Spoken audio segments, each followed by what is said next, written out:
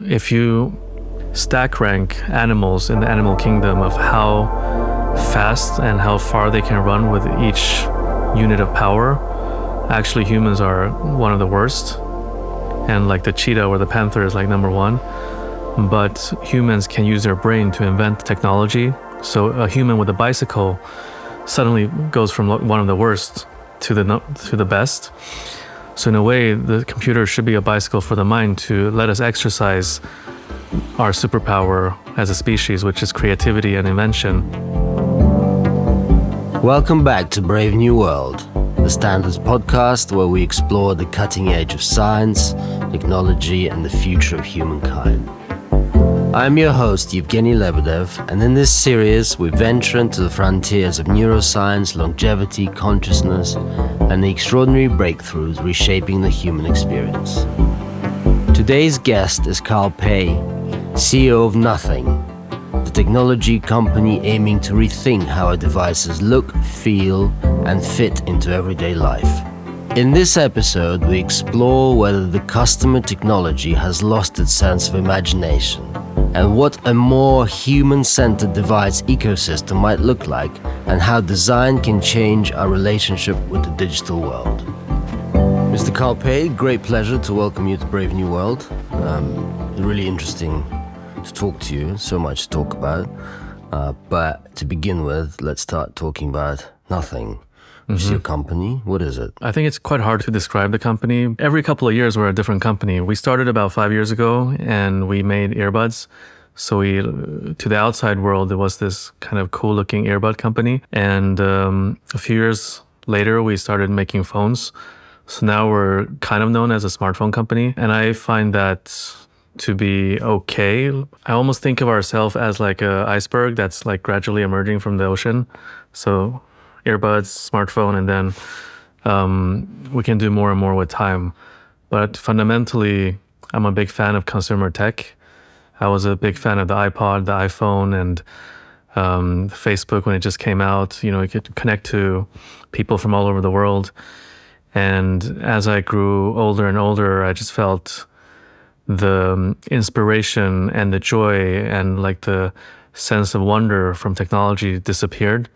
All these creative companies of the past, they got really big. And I wanted to do something about it, to make the industry more dynamic again, to make it more fun. So we said, let's make tech fun again. Let's create Nothing. And hopefully one day we can be a sense of inspiration to the next generation that are growing up. Well, your product's very cool. It's a good start. I've had a really good look at them. And so if you started off as an earbud company and went into a smartphone company, where would you like to end up? I know it's hard to say what, because of things are changing so quickly, but... Yeah, I think it's like time bound, right? Because if you say 100 years from now, then it could be very different from 10 years from now. But in the next couple of years, I think we should evolve from a fast follower. And what I mean by fast follower is if you look at the products we make, we didn't invent the headphones or the smartphone. Somebody else did and created the market. We just participated in our own unique way in that market. And we did that on purpose. We didn't want to go crazy in the beginning. We wanted to build industrial scale and capability foundations to be able to be more ambitious in the future. But I feel like we built some of that already. We have a good foundation. And so for the next couple of years, what I want to do is also start to show the world our vision of the future of human-computer interaction. Like, you know, when we were growing up, all of a sudden came the iPhone, and then, you know, iPod came out, iTunes. Every couple of years, the way we interacted with computers really changed. And for a long time, it hasn't changed. So hopefully, what's next is that we can participate in sharing some of our ideas on how it will be in the future and start shipping those. And I think the reason why we built this platform first before creating these innovations is because who knows if it's going to work or not. We have ideas, other people have ideas. We've seen a lot of startups with really cool ideas and they ship one product and there's no market adoption and they have to shut down the company. Whereas if we have this platform now, we can keep trying new things and we have like infinite shots at the goal. Hopefully we'll get there one day, but I think it's naive to believe that the first idea you have is going to be the one that really takes off, you know. Yeah. Well, it's very smart, as you say, to start the platform. But can you give us a glimpse of some of these ideas? Yeah, sure. I think fundamentally, AI is accelerating very quickly, and it's getting more and more scary. And I think if you've probably seen this as well, like when you use these AI models, the more you talk to it, the more information you give it, the better it is at serving you. And I've noticed recently for myself that sometimes when I ask it a question, it's starting to reference things I told it like half a year ago to give me a better answer. That gets really scary because I feel like if we keep feeding these models with more data about our context and who we are, what we care about, then very soon they're going to be able to clone us. Like very soon, maybe in a year, you can chat to me online. You think it's me. It responds the same way as me, thinks the same way as me, but it's not me. It's the model company that's cloned me. So I've been thinking about like the future of inference. And I looked at the past, you know, when cloud servers became a thing. You know, you can upload your files to the cloud, but you also have storage on your phone and your computer. So I think this time around, it's going to be similar. It's going to be a hybrid between cloud and edge. And I think nobody's thinking about the edge opportunity and what that means for people. I think it means that this might be our last chance of keeping some of our humanity. Because if we upload everything to the cloud, today it can clone a chatbot that sounds just like us. Tomorrow it can create a humanoid robot that is a clone of us. I think as more people start to realize this fact, that's when the edge category will grow, and maybe we can play Can you just explain to our listeners what do you mean by edge? Edge basically means local. So imagine today when you talk to ChatGPT, you send a message, it goes to the internet, it gets processed there, and then it comes back down into your app. When it's edge or when it's local, instead of going to the cloud, it goes to your thing that you have locally, and so it's private. So the corporations don't get access to your data. So that's what I've been thinking about a lot. Maybe there's something great we can build that's, you know, we're quite good at design. We can make it look beautiful, almost like a piece of architecture on your desk. It has your most private information that you don't share with anybody else. It understands you very well. And then it has all these devices connected to it, the smartphone being one of them. And the main goal for the devices is to feed it with more information so that it gets to know you better. If it knows you better, it can serve you better.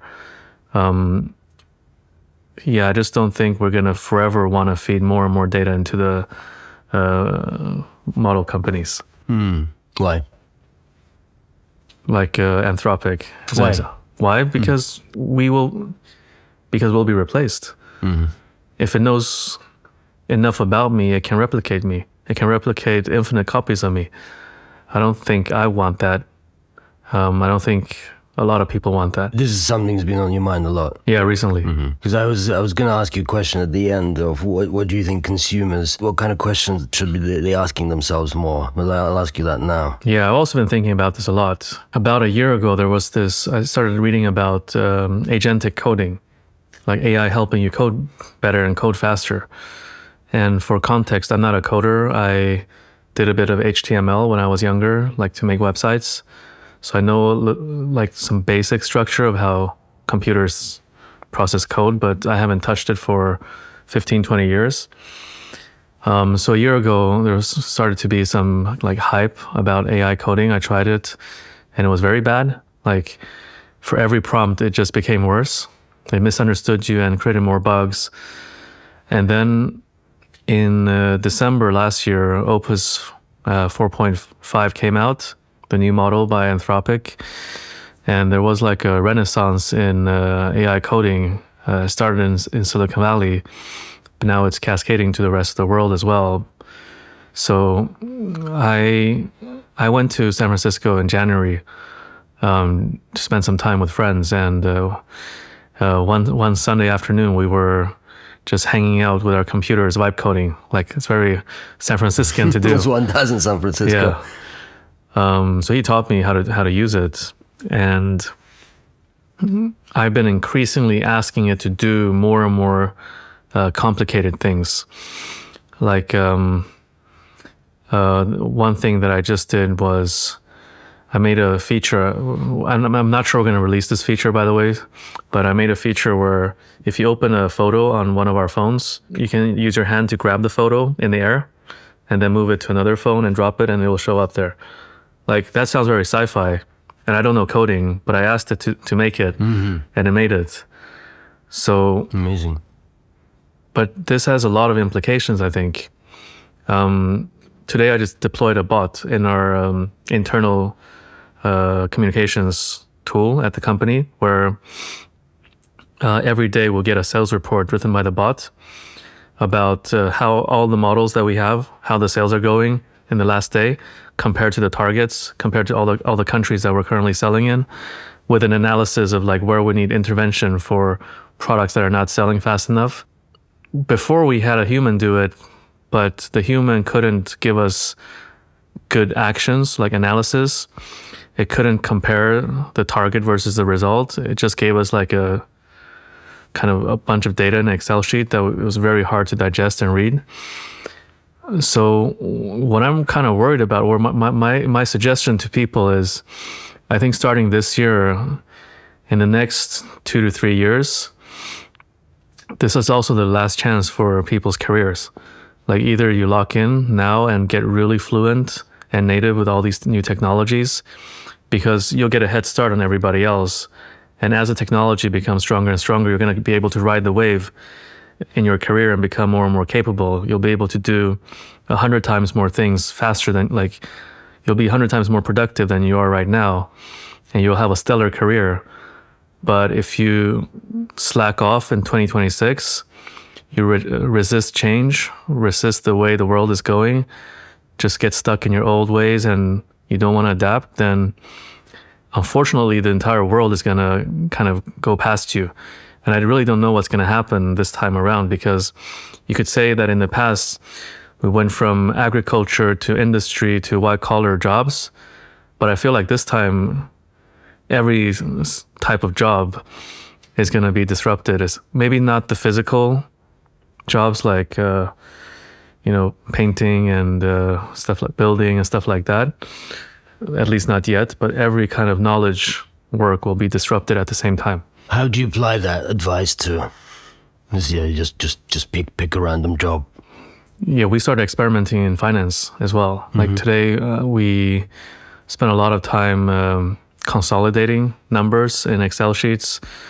One data source gives us the latest sales numbers. One data source gives us the OPEX, the cost of running the business. And there's like so many sheets and so many kind of relationships between the different sheets.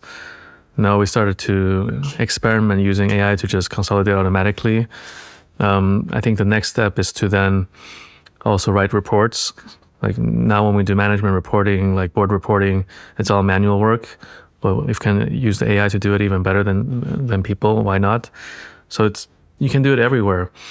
In marketing, we recently used AI to generate a graphic for social media because our designers were too busy and nobody could tell that it was AI generated, and it performed just as well on social media. Mm-hmm. So I think in every kind of knowledge field, you can start accelerating. Simplistically, in a nutshell, what you're saying, embrace AI or get left by the wayside. Yeah, and if you get left by the wayside this time, I think it's going to be different from the previous times. Mm-hmm. Well, that's definitely something to think about. Just back to your product, how are you changing the relationship people have with their devices? It just got really boring, right? So when I was younger, there was a sense of joy when anticipating new technology products, from hearing the news that a new product is out, watching the keynotes, hearing the news. I even remember like when I was younger, I would like buy the product and then I would go on the UPS or FedEx website and refresh every day to see like whether it's getting closer to me, and then building that anticipation, unboxing it. And like even the unboxing moment is like a wow moment, and then turning it on for the first time. But then recently it's just been, the new generation is out. I didn't watch the keynote. I did like it's kind of boring. The product's very similar to the previous generation, but I'll buy it. It's like the default choice. Why not? It's a good quality product. So the passion has really disappeared from this industry, and hopefully by the work that we're doing, we can start reigniting some of that. Will you just talk a little bit about your background, Carl? It's really interesting because as I was thinking about this, a little bit like myself, such different cultures, that you're born in China, grew up in Sweden. I was born in Russia and spent a lot of time in this country.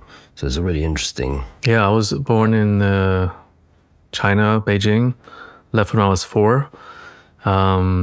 Spent 2 years in the U.S.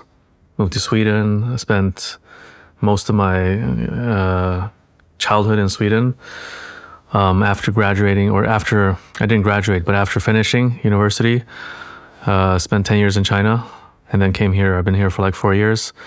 So it's been so whenever I'm in a new country and the Uber driver asks me where I'm from, it's a complicated and long answer.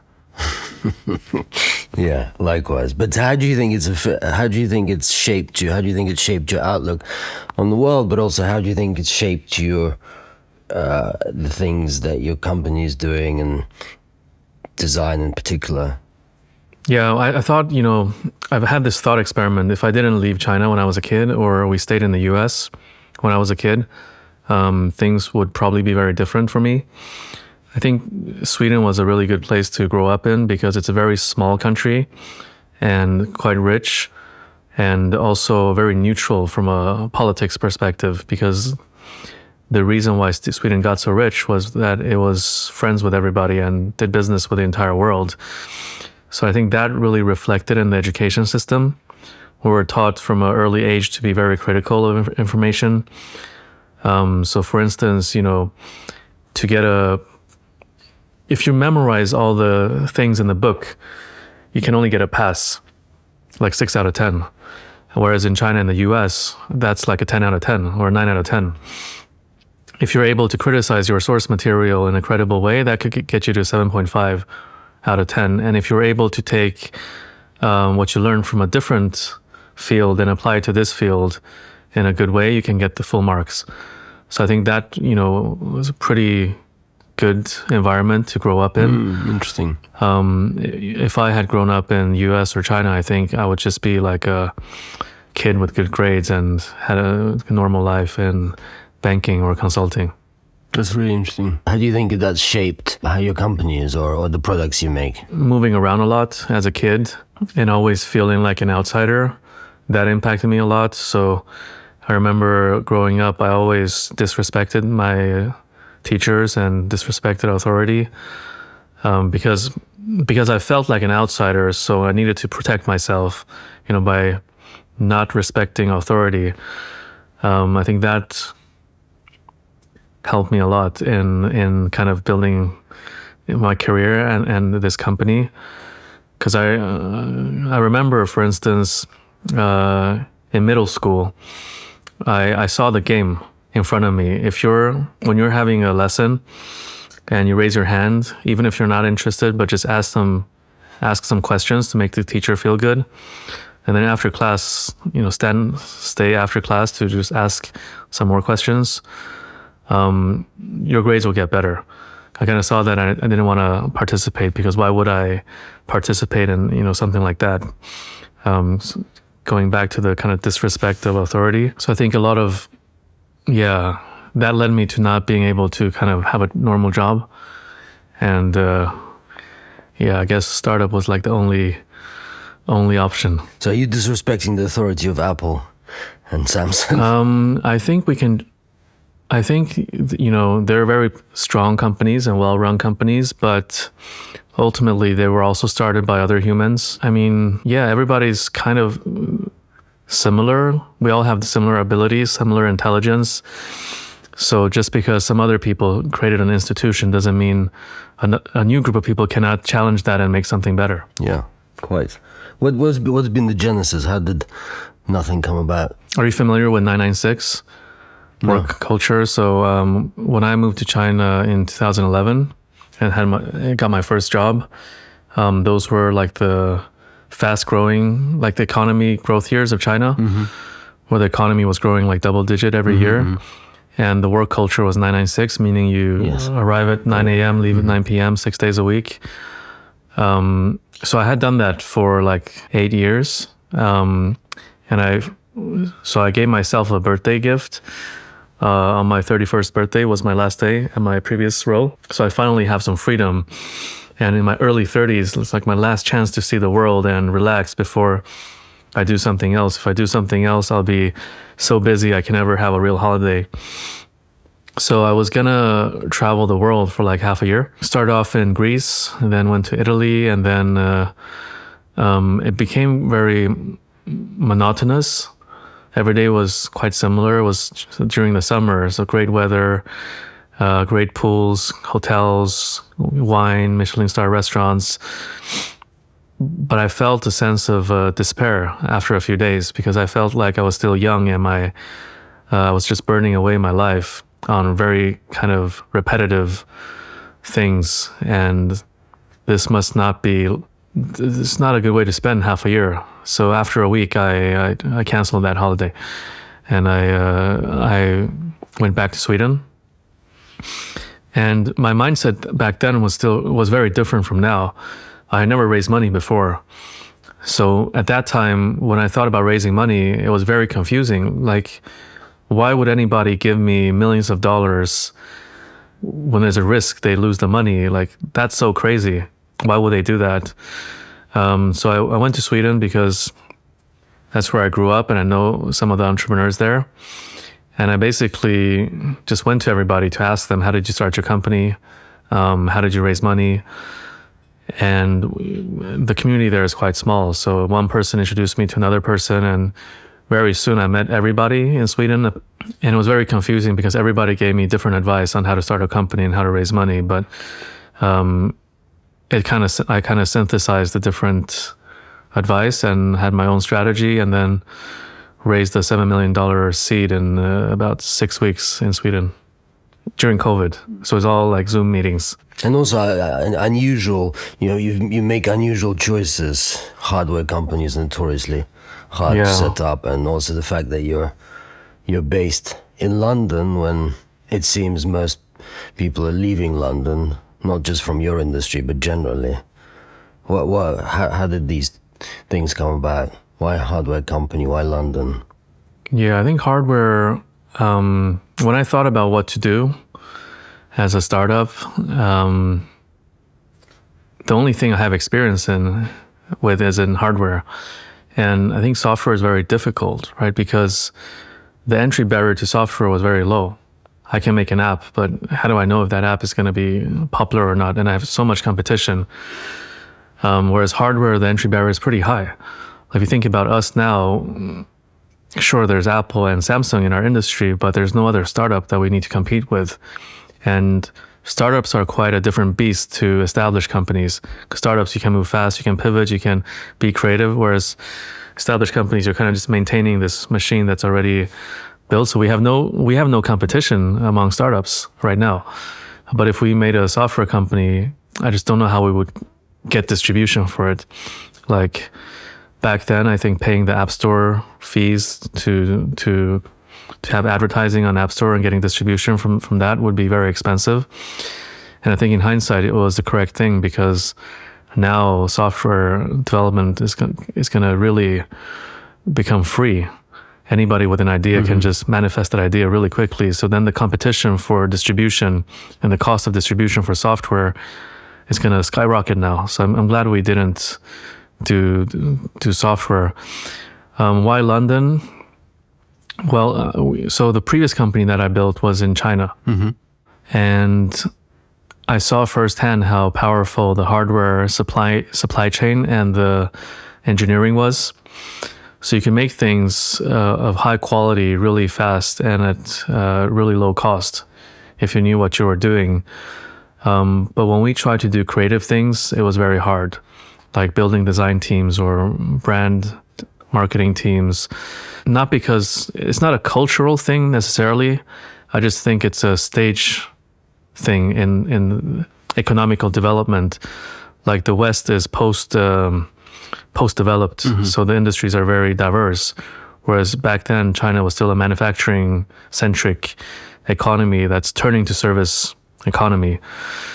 So I thought, okay, let's go to Europe because it's the countries are developed. There should be a lot of great creatives. Creative industries are strong.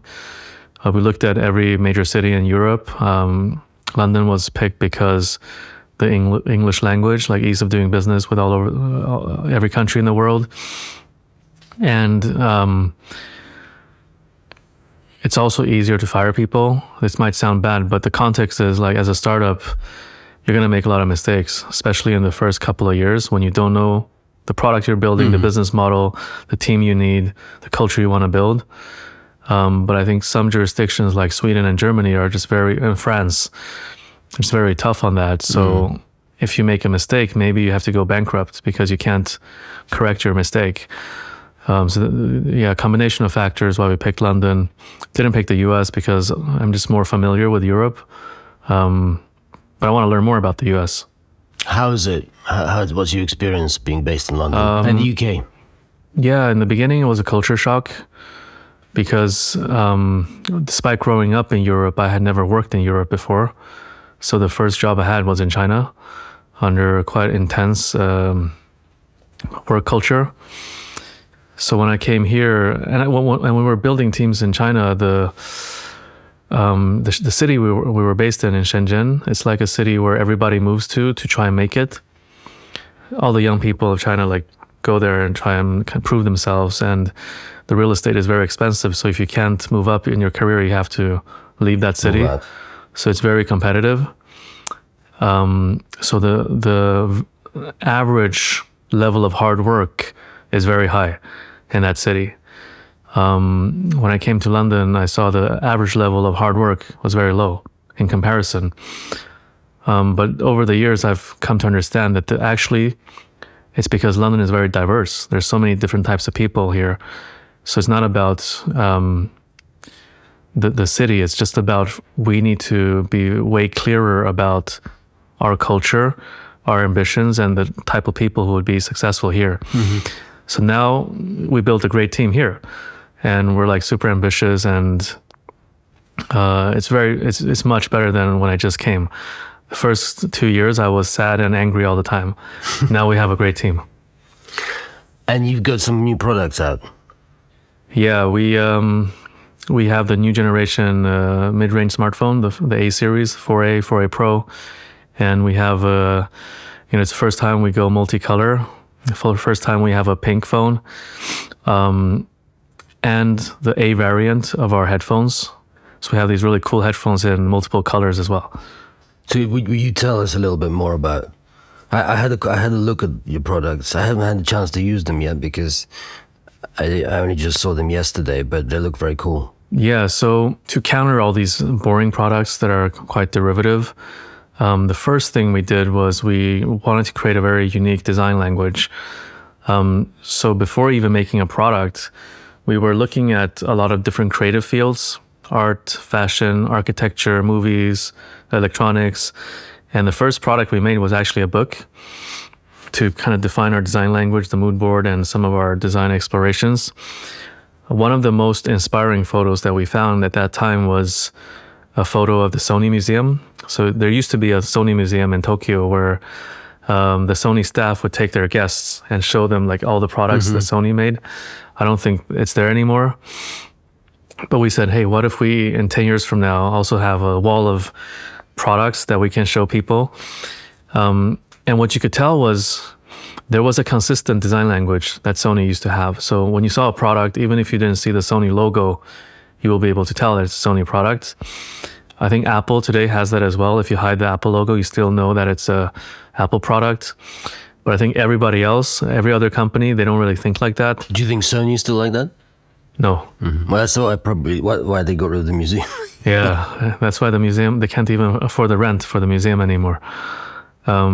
So yeah, Apple is like that, but there's no other company like that today. So we also wanted to create a design language that was super iconic, so that when you saw the product and you didn't see the logo, you would know instantly that it's us. So design has been an area that we really focused on to differentiate our products. Every product looks unique, but also as a part of the same family. And specifically when it comes to the phone, it's called a smartphone, right? But these products are kind of making us not very smart. Dumb, I'd say. Because we're always kind of being tricked by companies to endlessly scroll different feeds because it gives us a short-term dopamine hit. It kind of tricks our lizard brain to keep going. So we try to build some features that allow you to be more focused. So for instance, on the back of our phones, we have lights or a small screen or some kind of visual cue that allows you to customize what is important to you. So when you have the phone flipped over, you only see a notification if it's something important, or else we have this tendency to always check. Yeah. Is there something I need to respond to? So we reduce the need to always check. Only check when it's important. If you want to open intentionally and not accidentally, I got to respond to a text message, but then let me just scroll some social media. So that's how we started with the software journey. Last year, we started with also agentic software creation for our users. We launched a feature called Essential Apps.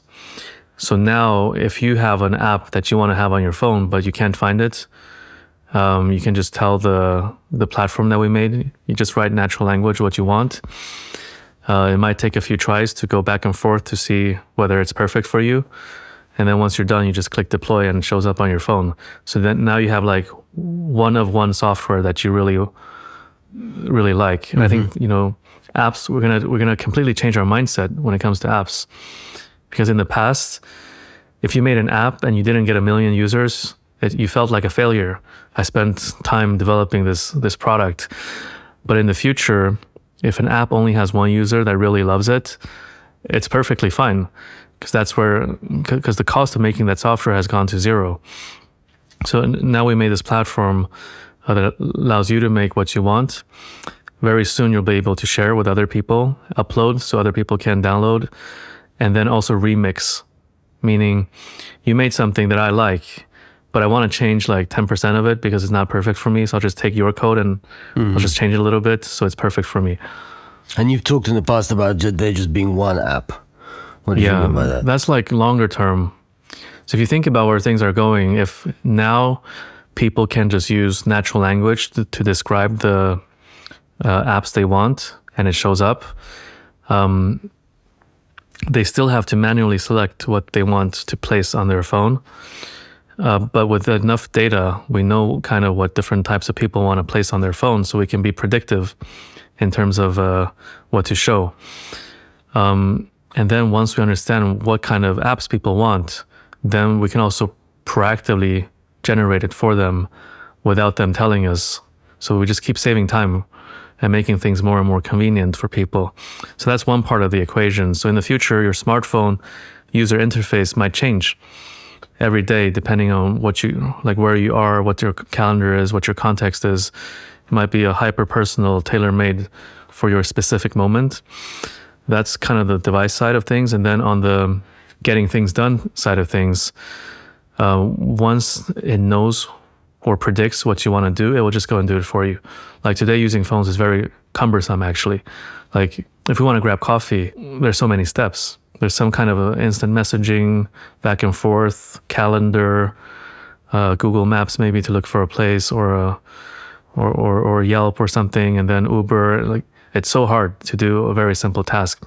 Whereas in the future, the system will just take care of it for us. Do you don't think that makes people completely imbecilic as opposed to dumb? When you don't have to do anything yourself. You can spend more time with people you love and the passions that you have in life. We're just taking away the admin. It's true, but these admin bits do develop one's brain. Earlier on in life, if you have to find your way around the city as opposed to looking on the screen, or if you have to think about how to get to a certain place, it's taking all that away does take a lot of what develops one and keeps one alive and alert. Yeah, I guess that's true, but we also have other problems, I think, to deal with. It's like a higher order magnitude type of problem. Like, in the past, now we all have electricity and running water in our homes. We don't have to think about how all of that works. I think in the future, once our lives become even more convenient, then we'll find other more bigger problems to solve as a species, like exploring space or curing disease or stuff like that. So you think it allows us to have more time for other things? A group of people will do that, but you cannot expect everyone to try and advance humanity with the free time that they gain. Yeah. But I have a very love-hate relationship with the smartphone because I realize the incredible opportunities it affords, and I'm not a Luddite, but I hate it at the same time because I just despair the accessibility it gives to me, which I don't like at all. And I've sometimes struggled to balance that out. What do you think of people's dependency on smartphones? I don't like the smartphones like how they are right now. They're making us dumb. But if we take a step back and look at the history of personal computing,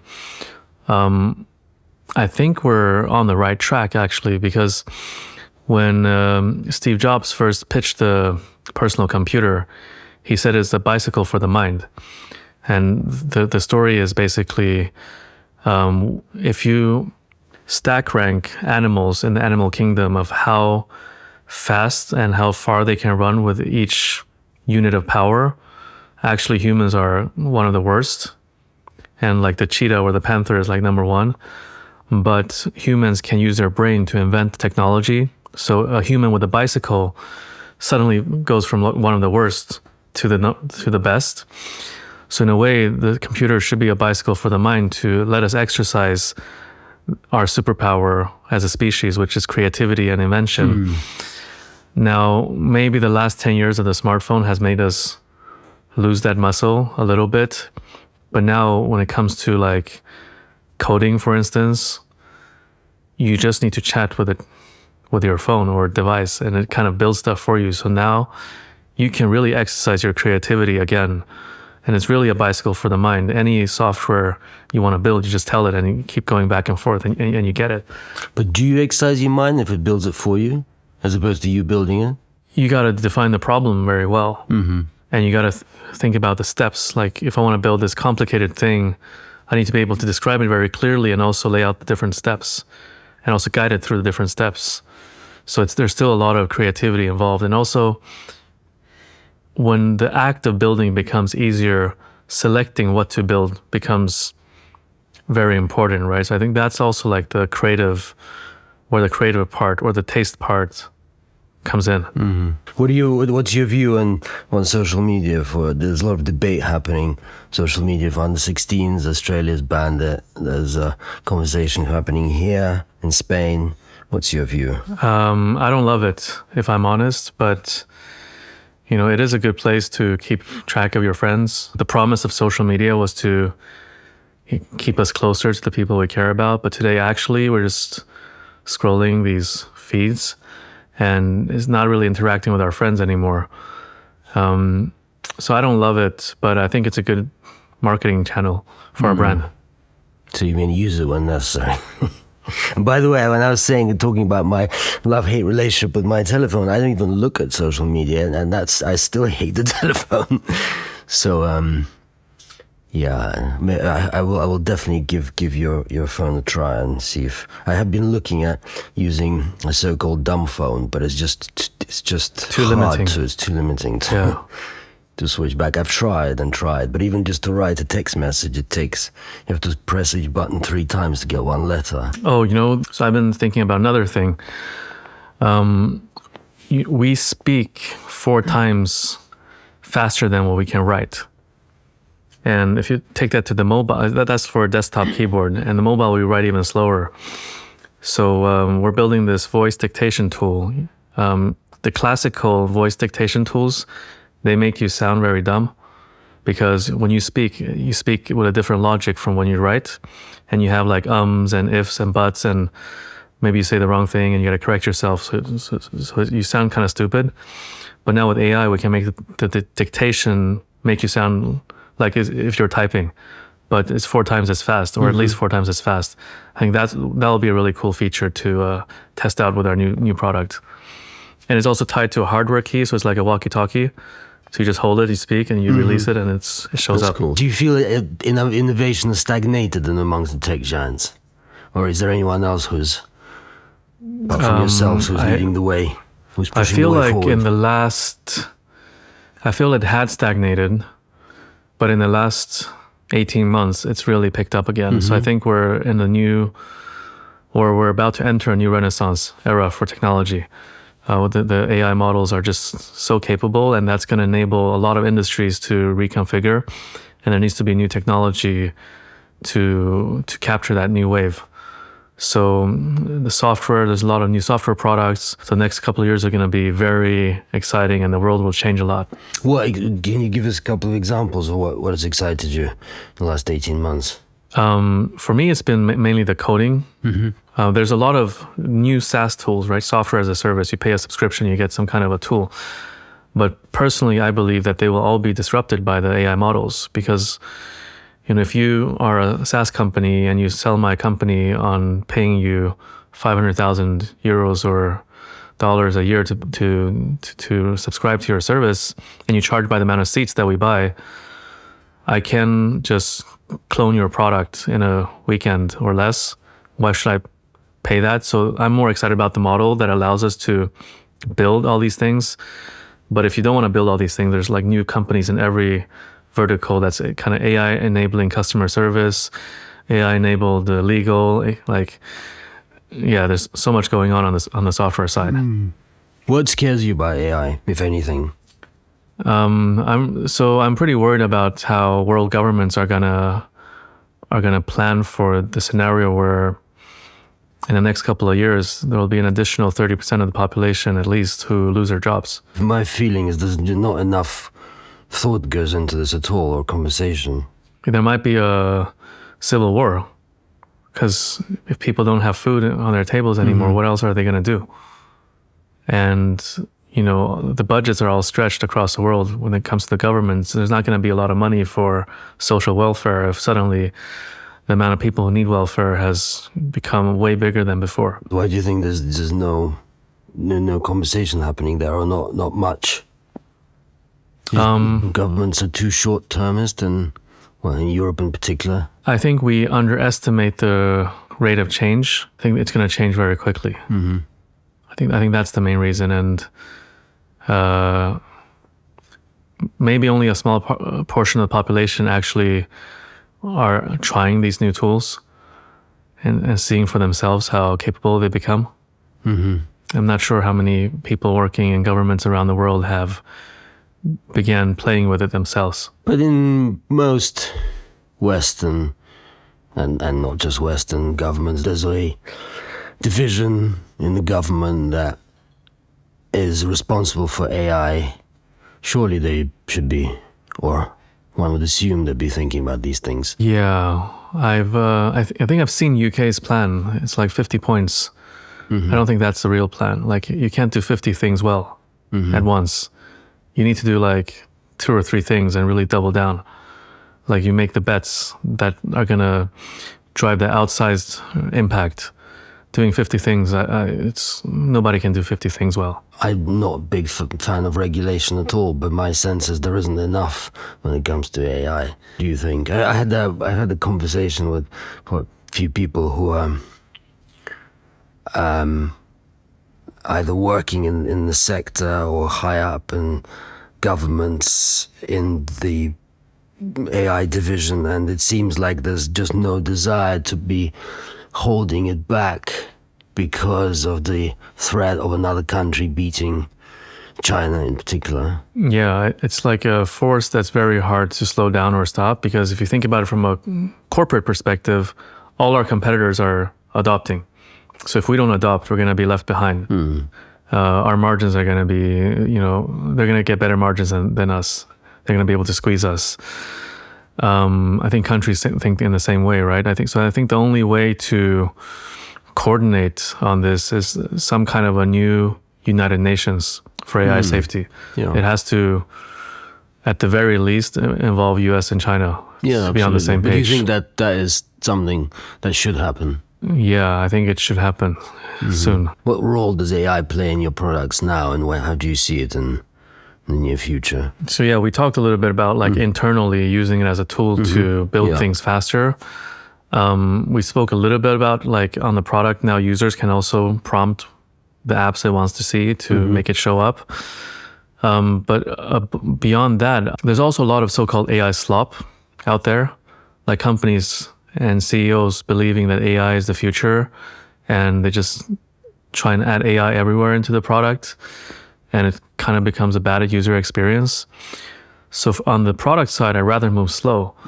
I'd rather, that we figure out something really useful for people before launching it. So I think the voice feature that I talked about that allows you to type like 4 times, 5 times faster than you normally would, that's like super nice. I'm using it every day. And it's multilingual because you can just speak any language you want. So move slow, I think, but provide real value. We don't have to be the first to test all the different things. What are the positive things that you see coming out of it? The future, near future, and then we can't predict. Yeah, I think the most positive thing is it's going to really accelerate medical research. It's going to make us cure diseases that we can't cure. It's going to accelerate scientific advancements, so space exploration and maybe frontiers of physics. Like, it's going to be a renaissance of human creativity and human ambition.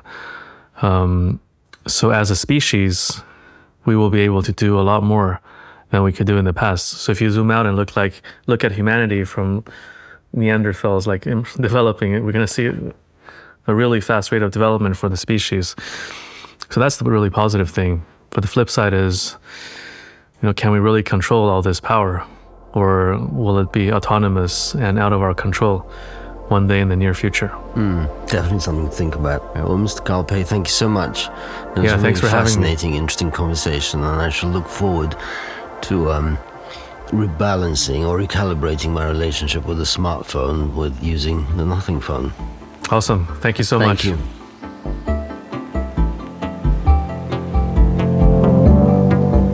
Thank you for listening to Brave New World. If you'd like to know more about Carl Pei or nothing, you'll find all the links in the show notes. Until next time.